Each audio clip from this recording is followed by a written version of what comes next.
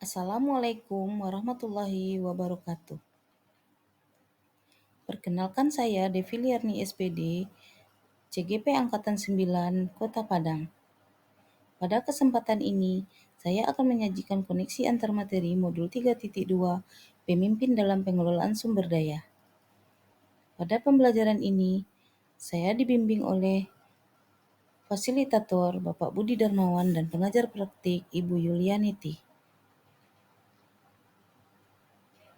Adapun tujuan pembelajaran pada koneksi antar materi 3.2 ini adalah CGP mampu menghubungkan materi modul 3.2 ini dengan modul-modul yang didapat sebelumnya.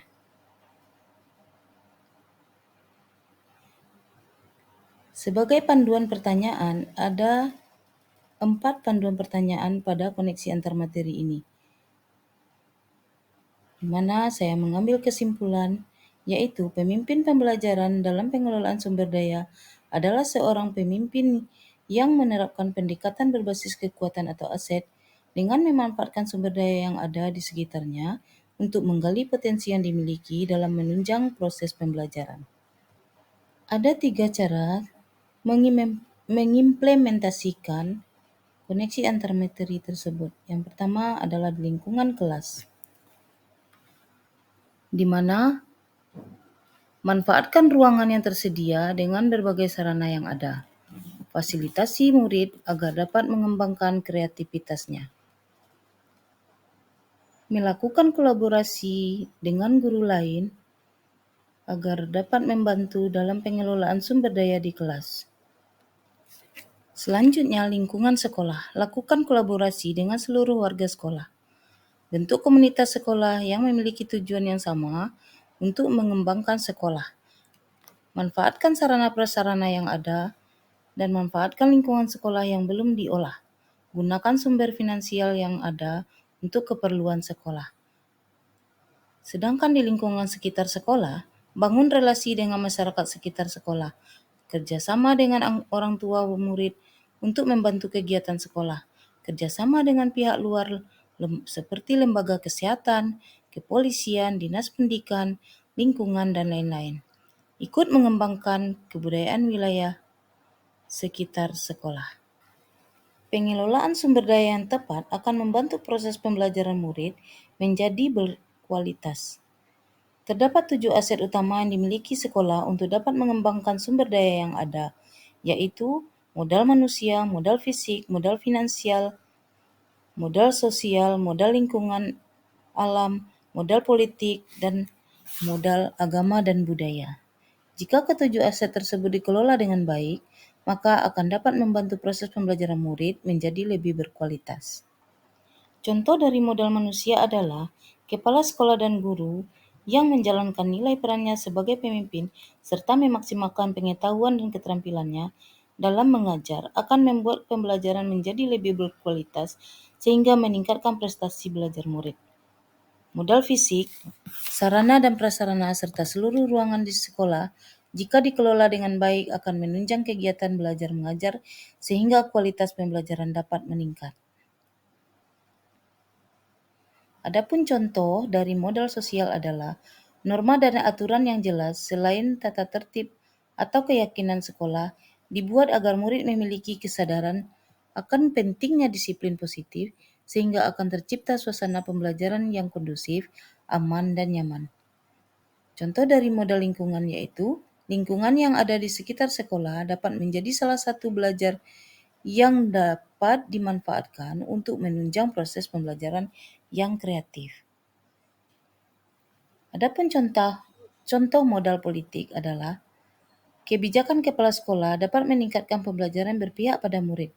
Kerjasama sekolah dengan dinas pendidikan seperti workshop atau pelatihan dapat meningkatkan tingkat pengajaran yang dilakukan oleh guru. Adapun contoh dari modal finansial yaitu pemanfaatan dana bantuan operasional sekolah atau BOS untuk keperluan operasional sekolah dapat menunjang proses pembelajaran yang berkualitas. Sedangkan contoh dari modal agama dan budaya adalah kegiatan pembiasaan di sekolah dapat mengubah perilaku murid menjadi lebih berakhlak sehingga mempermudah dalam pemberian materi pembelajaran. Adapun keterkaitan dengan modul lain yaitu Modul 1.1, guru berperan sebagai pemimpin dengan menuntun segala kodrat murid dengan mengembangkan segala potensi yang dimiliki murid. Modul 1.2, sebagai pemimpin pembelajaran, guru mengembangkan keterampilan murid untuk meningkatkan pembelajaran yang berpihak pada murid. Modul 1.3, seorang pemimpin harus memiliki visi ke depan untuk melakukan perubahan ke arah yang lebih baik dengan berpikir berbasis aset atau kekuatan. Modul 1.4 yaitu budaya positif diperlukan dalam menumbuhkan akhlak yang baik sebagai aset dalam modal budaya agar tercipta pembelajaran yang nyaman. Keterkaitan dengan modul 2 yaitu modul 2.1, guru dapat menciptakan pembelajaran berdiferensiasi sesuai dengan kebutuhan belajar murid sehingga dapat memaksimalkan potensi murid. Modul 2.2, dalam pengelolaan sumber daya, seorang pemimpin diperlukan kemampuan sosial emosional yang baik sehingga segala keputusannya dapat dipertanggungjawabkan. Sedangkan modul 2.3, pemimpin mampu menerapkan teknik coaching dalam segala tindakan untuk pengelolaan sumber daya yang ada di sekolahnya. Keterkaitan modul 3.1 dan 3.2 yaitu seorang pemimpin mampu mengambil keputusan berbasis nilai-nilai kebajikan agar pembelajaran berpihak pada murid dan meningkatkan kualitas pembelajaran. Pemahaman sebelum dan sesudah mempelajari modul 3.2.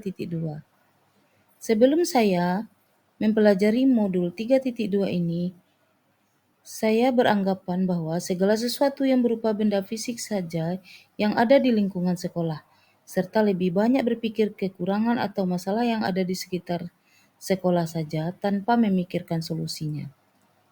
Namun, setelah mempelajari modul 3.2 ini, saya mendapatkan pengetahuan tentang terdapatnya 7 aset utama yang dapat membangun sekolah yaitu modal manusia, modal fisik, modal sosial, modal politik, modal lingkungan, modal finansial, serta modal agama dan budaya. Seorang pemimpin harus berpikir berbasis aset tersebut untuk perkembangan potensi sekolah. Sekian koneksi antar materi modul 3.2 dari saya, Devi Lerni SPD. Terima kasih. Wassalamualaikum warahmatullahi wabarakatuh.